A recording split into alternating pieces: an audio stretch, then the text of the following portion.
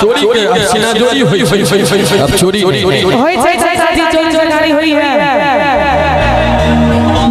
हां ठीक कह एकदम एब्सोल्युटली राइट जा भाई के खेल ताली बजा के 100 दे दो हाथ उठा ताली भाई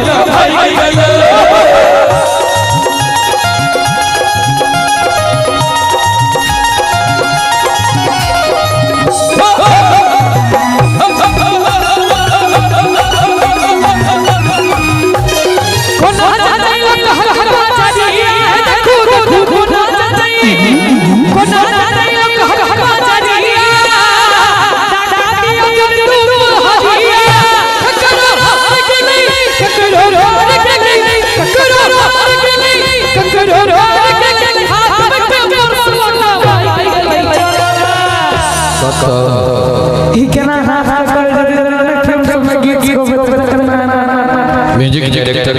रोल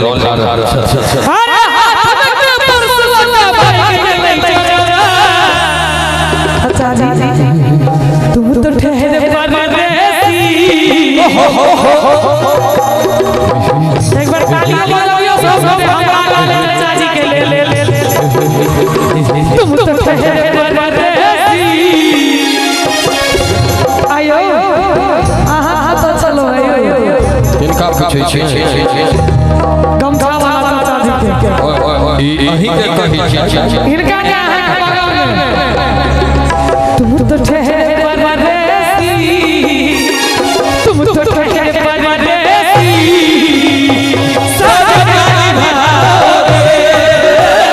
तुम तो ठहरे परदेसी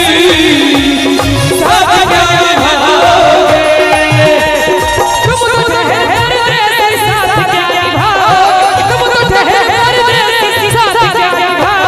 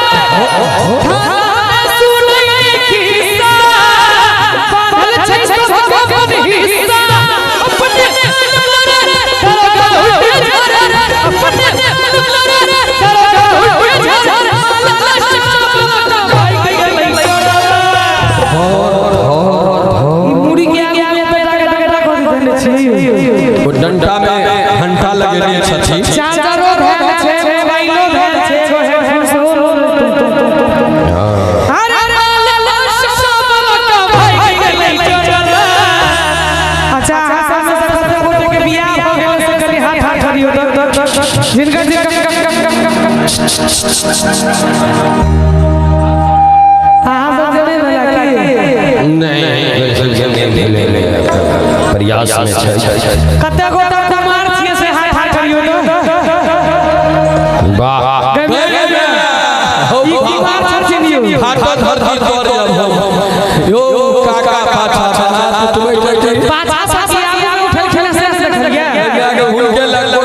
भैया के बोले देखियो हां जो कुमार छी एई जन्म में तो नहीं हैत बिया एहन कोनो बात नहीं छै हमरे देश के नेता दिग्विजय सिंह 79 वर्ष के अवस्था में 23 वर्ष के पत्रकार से बियाह होले ई कोनो बड़का गप नहीं छै कह सकै छै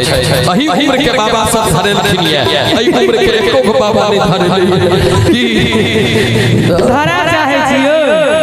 धरा चाहे छी जते गोटा कुमार छी अहू कुमार छी नहीं चाचा जी के कहै छियै हिनका कहै छियै अहाँ के देख के एगो गीत मोन पड़ैया हमरा सुना दिया हिनका देते सुना दिए जरूर सुना दिए कहियो ना जोर से हो वाह दिल जाने जिक्र तुझे विसार किया है दिल जाने जिक्र तुझे विसार किया है प्यार किया है प्यार किया है प्यार किया है लेकिन ई गीत का भैया सब के आहा कहे थे तोरा सब के जमाना में कौन गीत होय छलो गीत होय छलो कौन गीत होय छला मेरी ज़ोहर दिल तुझे झूम नहीं तू हंसी और मैं जवान तू कुर्बान मेरी जान मेरी तू कुर्बान मेरी जान मेरी तुझे मालूम नहीं हंसी और मैं जवान कुर्बान मेरी जान मेरी तुझे कुर्बान मेरी कहां सबसे ले